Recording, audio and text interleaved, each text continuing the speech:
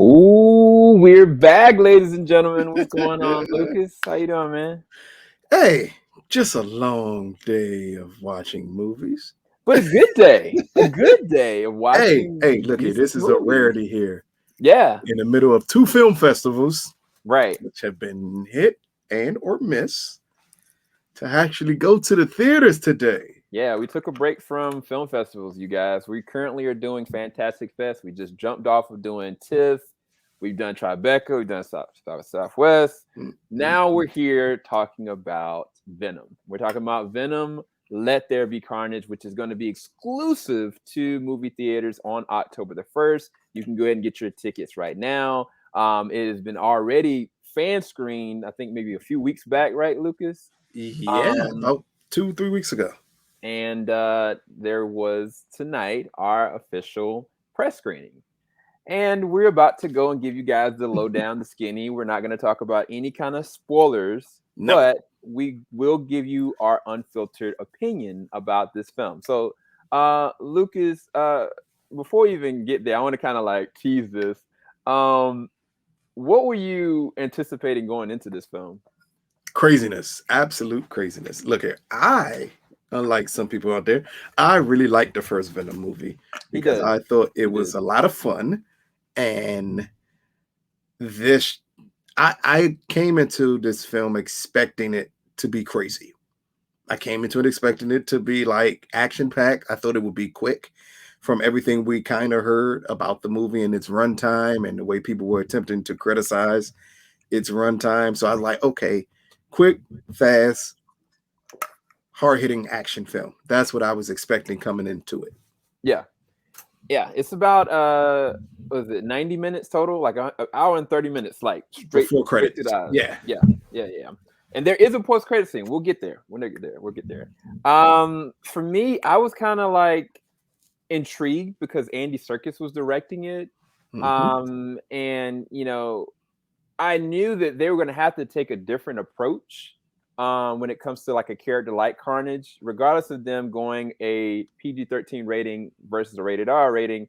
I knew the character is he is what he is. Like he is one of the most deadly characters in the MCU. And I was slightly worried, you know, for a while. And I was kind of like, okay, well, we'll see where we go with this. And I know Woody Harrelson, when he's on it, he can knock it out the park. And to my great surprise, he does. And they go as far PG-13 borderline as you can get. There's a scene that we see in the first trailer of Carnage having this security guard sticking his tongue down the security guard's throat. That is not removed from the film. And he does much more worse things in this film. Yeah. So if you wanted to see your character Carnage go unleashed, you do get to see that. I mean, they go as far as you can possibly imagine with this one, which to me, that was a really great surprise that I was really hoping they would do. And honestly, the whole entire film doesn't hold back at all. There's not any moment that feels like a waste of time. But I know, Lucas, you wanted to comment on that specifically, going from the first film going into this film. So, yeah. Now, this film, one, I did not expect the humor to be amped up in this film the way it is. This is an extremely funny film. It is. It is so funny. And again, it's no wasted scenes. Even in the first film, which was also around 90 minutes, it still felt like, okay, I understand you got to introduce people, but, I could have done without this. I could have done without that. In this film, it gets directly to the point of the film. Right. There is not a wasted moment in this film, and that is highly important. And that's why technically the movie needed to be 90 minutes. I didn't need a bloated 2-hour and 20-minute movie that I can imagine 40 minutes of it being cut out and me not missing. Here, like, it is a roller coaster ride from the moment this film starts till it ends. Everything. And they don't skimp on any part of their story in that hour and 30 minutes. Right. You get a complete story here. Yeah. With action beats, semi-emotional beats, Yeah. and humor. Like you can't beat that. It reminded me, in all honesty, because it's one of the beats that I did get out of this film. It reminded me of horror movies. Most horror movies are only an hour and 30 minutes long, and it gives you everything. And the beats of this film feel like a horror movie, which is great because, as I always compare, these hero comic book films are better compared to horror movies than any other genre. And this film fully embraced the horror movie down to the runtime. Right. And even like the beginning and the opening of this, which takes place kind of in the past, as I could say, the setup feels like a horror origin story. And it's so weird because I was like, I didn't expect it. I was kind of like, okay, I'm gonna get, Cletus Cassidy, and I'm gonna get, how this interaction between him and Eddie Brock's gonna. But what I didn't anticipate was like a character like Naomi Harris's character. I didn't anticipate where they would take certain things that I was kind of like, wait, hold up. I said to Lucas next, and I was like, wait, did they just use a word that is not supposed to be used at all? And I was like, wait, what is going on? And to be honest with you, and Lucas is very true. There are no wasted scenes because there are so many Easter eggs that you guys, if you know the symbiote, if you know, this universe in general, you're gonna be like gushing over if you really truly pay attention to who is in each shot and what's really actually happening. So Lucas, did you have any negatives about the film? What did you not like about the film versus the first one that you really loved? Oh, nothing. Hey, nothing. Like there's nothing about it compared to the first film. Clearly, there are gripes if I compare it to a just a movie in general. Of course, at times, even though I love the humor, it could get overly silly at times. Yeah. The over the topness of the acting in the film. Like, yeah, but if I compared it to the first film, no, it's an improvement over almost everything in the first film. Yeah. But from just a standpoint of a film, yes, it has flaws in it, but not enough to take away from the enjoyment you're going to get from it. But again, you kind of go into this movie expecting it. There's no way I'm going to go into a film that is starring Tom Hardy and Woody Harrelson and then be overly mad that they're overacting. Like, what did you think you were going to get with them two in this film? So yeah, those are some of the gripes, but they're minor gripes. Even Naomi Harris gets into the overacting here. It kind of feels like everybody was having fun. Everybody's like, yep, we're just gonna go, blank to the wall here and watch what happens. Yeah, they definitely fully embraced their characters all across the board. Because even like, Tom Hardy, if you don't know, he voices Venom as much as he does act as Eddie Brock. And I think Woody Harrelson is also voicing Carnage as well, which is no. So who's voicing Carnage? That is Mr. Tony Todd voicing Carnage. Yes, it is. So not only is he doing Carnage in this, he's also Venom in the Spider-Man game too. What? Yeah. That's crazy. I didn't know that. Somebody turned around while we were in the screening and said, "Hey, you know who voice that is, right?" I said, "Who?" They said, "Tony Todd." And then I started hearing, I said, "Yep, that is definitely Tony Todd's voice."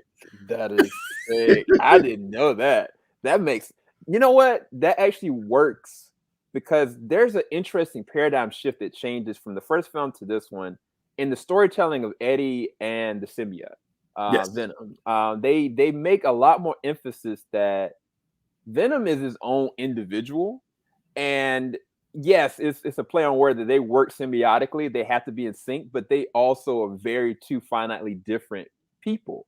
And what does that mean when those things start to clash when they need each other? And I think that they definitely play around with that in this 90s comedy type of way.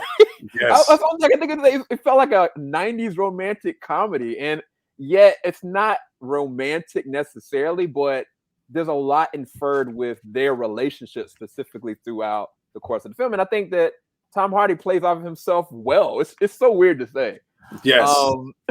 Especially when you realize that he's voicing this character also, along with playing himself. Right. And the bounce back he does in between is what makes this movie so enjoyable. Because Venom can be a butthole at times with his comments. And just the back and forth you get is what you would normally get from like buddy cop movies, where you got two cops who got a team together and they really don't like each other that much until they get to know each other. That's what you get here. Right.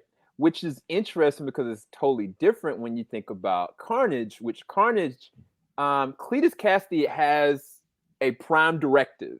He knows exactly what he wants and he's intending to get it by any means necessary. And he could care less about loss of life. Whereas Eddie, he cares about life.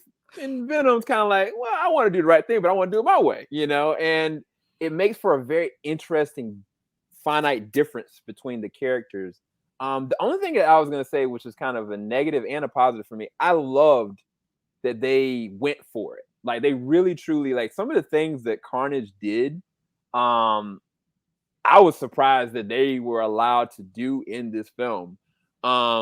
But I felt like sometimes I was like, man, they could really lower down the camp a little bit. And just really just go for the horror side of this, because I was like, some scenes I was like, just linger with it just a little bit longer, but then you teeter on possibly going down to this rated R level. So I know why they did it.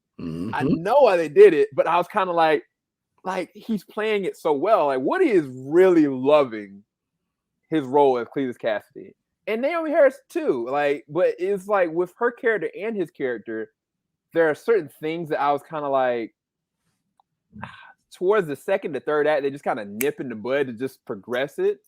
And it kind of becomes kind of cookie cutter in the way that their characters fit. It's kind of like they're a stepping stone kind of situation. Yep. I didn't necessarily like that. I kind of felt like, you know what, like these characters can exist on their own because you've built enough of them that it'll just organically work, you know. And whereas like characters from the first movie do make an appearance in this one, I kind of was like, you know what, you've made the stakes really high at this point. Like, just go all the way for it. And I felt like they kept it PG and yes. on that note. And I kind of was like, you could have stood to do a little more damage here. And I felt like even the first movie, I felt like they took a little bit more risk with certain things than in this one, which is weird to say when you have a character like Carnage. But all that to say, it was very entertaining, way more funnier than the first one. And it's weird because it complements the first one.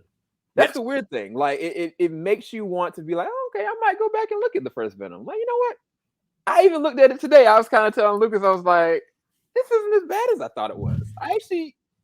I think my expectations were of one thing and I didn't get it. So then I was like, well, forget it. Then I'll go back and watch it. And it's like, you know what? This is actually pretty entertaining. Like, I actually really like this. And I love the over-the-topness of what Tom Hardy is doing with it. But the end credit scene, we can't tell you anything about it. Wait and see what it is because it's gonna mess with you. Well, we talked about it for 30 minutes after the movie, and I had my thoughts on what it was. Someone else gave a very interesting take on what it could be, which brings even more questions out for me. But it is definitely something that it's gonna really get to a lot of people. It's gonna affect a lot of people in certain ways because of the implications of it.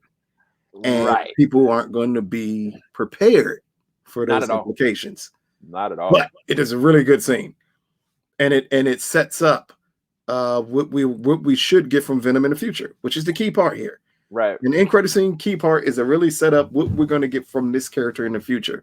And the end credit scene does the job there. It sets it up. It just also gives you something else to blow your mind a little bit. Yeah, it's gonna mess with you hardcore. And only thing that comes to mind is think about the end credit scene of Ant-Man. going into, was it Civil War? Right? I can't remember Ant-Man. Yeah, because that one was. I remember Ant-Man as a movie, but I don't remember Ant-Man. At the end of it, he was talking to Anthony Mackie. Anthony Mackie recruited your boy to get a certain Winter Soldier out, and then that was leading into Civil War. That was end credit for that one. But this one is gonna mess with you. I wish I could say more, but let's just, like, he's right. We talked about it for 30 minutes, and even afterwards, I talked to one of my other friends, and I was like, "Wait, this also is a one thing." And probably after this, I'm probably gonna talk to Lucas about it more. So yeah, what do we rate this film, Lucas? Where do you put this? Good question. Probably like a 7.5 out of 10, somewhere in that area. Like, I can acknowledge it has flaws, but I can also acknowledge that it is fun. Yeah. I can acknowledge the audience that this is made to target also. Like as Sam said, at times he felt it could go further. I think the reason they didn't is because even through some of the bad language and some of the horror moments, I can still take a preteen to see this movie. Yeah, it's true. It's true. And I think that was their goal here. Their goal is to say, hey, we don't need an R-rated version, but boy, are we going to push the envelope. Because I think they were one head bite away from getting an R rating in this movie. Do you think that there were any scenes that were cut from this film? Of course it was. Because, the reason why I asked you that is because there was a scene, all I can say is fire, that I was like, I swear this scene is longer. I swear there's something else that is like a whole. I'm 1,000% sure that they made a longer film. And then, they came back and said, yeah, it may not be necessary. I mean, again, through all the talk about people like, oh, I can't believe this movie's only an hour and 30 minutes long. It's literally the same amount of time length as the first film. Yeah. And this is like a lean hour and 30 minutes. Like, before you get to the end credits, is an hour and 30 minutes. It was rumors that it was, including the credits, it would be an hour and 30 minutes. Nope. It works for that reason. So yeah, again, it's about a 7.5 out of 10. It's going to be fun. You're going to absolutely love it. And even if you hate it, you're only in there for an hour and 30 minutes. I feel like it's going to be hard for people to hate it because of what the movie does. I'm about to say, if you're challenging people to hate it, it's a certain group of people that will remain nameless that are going to hate this, who already hate the movie. Literally. They've not seen it and they already hate the movie. Yeah, but what I'm saying is that the ending of this film, the end credit ain't gonna make it no better. It's gonna piss them off even more. I feel like it's gonna, because there's implications in there that they are not prepared to deal with. That's all it is. It's stuff that they're not prepared to deal with. But even the beginning, I talked to you about that. The opening of it, the implication of the opening, I have not said anything to anybody, but that is big. That is so huge that I was like, and notice we're being very careful with our words. I was actually thinking a 6.5, 7 out of 10. I actually really enjoyed this more than the first one, but I do think it complements the first one. I think that these work well together as films. Yeah. But the biggest thing that I think that the movie does is it gives you what you want in the characters. What you want in Cletus Cassidy, Carnage, you get in this film. In some, even if it's a small, compact form, you get it in spades. What you want from Eddie Brock and Venom, you get. Do I feel like there are certain things that they can just really go for? And I mean, maybe later on down the line they can, but I think that there's a mission going on that Sony has. And I don't think that they're going to waver just yet. Because there's something that they're trying to do. Oh, yeah. All those people that didn't think they had a plan, let me tell you here. I assumed I knew their plan from the beginning. Right now, I'm almost right on the money about what their plan was. And it's making more and more sense now after this movie. So again, this is a really good sequel to a first movie that was kind of divisive for some people, meaning critics did not like it. at all. No, it didn't. Audiences absolutely loved the first movie. They had a lot of fun with it. It was really entertaining, especially in an international audience, and that even more explains the runtime of this film. True. Like, this film is set up for multiple viewings, and again, it doesn't feel wasted. I sat through a comic book movie that was 2 hours and 20 minutes long that should have been an hour shorter. Here, you're just like, okay, it's a lot at one time. And you can feel that sensory overload at times, but then you can just sit back and be like, oh man, these actors are having fun doing this. Right. And it works. Yeah. And if any of you guys are worried, because I was worried myself, when I think about comedy and Carnage, I get it. Like, I mean, sometimes it's a bit much, but I can at least say that the comedy is good. It is not bad comedy. It's actually funny and comedical. And with Carnage, it's not that kind of comedy. It's very dark. Most of the time, a lot of the things that Woody Harrelson is doing or saying is very out there. So, go ahead. Now, here's the question, very quick. For someone who's not ever read a comic book, right? The only Carnage I know is from like the Spider-Man cartoons. He was always funny in those, though. He was more so like a sadistic kind of savage funny. He's exactly the way he is in this movie. Exactly. That's what I'm saying. Like that's him to a T, I think, especially if you, like you said, the animated series. But there was somebody that literally tweeted me. It was like the comedy was what worried them. They were worried about their expectations going into it. I think that if you go into it knowing that you're going to be very entertained, you're going to have a very fun time with it. I think that you'll be just fine. I don't think the comedy is necessarily a problem. I think they could go for it a little bit differently and different approaches, and sometimes a little over the top, but I think it's fine. And 7 out of 10, 6.5. And I think we're good. We got a lot more to do. We got a Fantastic Fest to get back to. There you go. And this man has just witnessed and watched the Bond film that he's going to be posting his review up for, 24 hours or less? Oh, no. It's before this one drops. Bonds, and technically, for those that don't know, technically we are recording this on Tuesday. Bond's embargo dropped tonight. So my Bond review will probably be available before our Venom review is, because Venom, we're still under embargo for Venom for a little bit. But again, some of you all going to enjoy if you like the first film. If you hated the first film, how about you to stay home? People don't need to hear you complain. What's the point? It's a superhero movie. Venom is I guess they call him an anti-hero at this point that likes to eat people. I'm all for it. It works in spades. And Tom Hardy is possibly this generation's craziest erratic actor. And here it works. Yeah. So just sit back and enjoy it. Again, if you didn't like the first one, how about you to stay home? Yeah, and we may come back for I don't even think we need to do a spoiler review. I would come back just to talk about. We're just going to talk about the end credit scene and the implications of that. We could talk probably, honestly, you guys, for about a good hour or two if we brought more people in. And then we're going to bring up the stuff that Lucas was saying beforehand. Like I'm going on my vindication run of me saying things and people questioning me like I'm crazy about it. I'm not crazy. 1 + 1 does equal 2.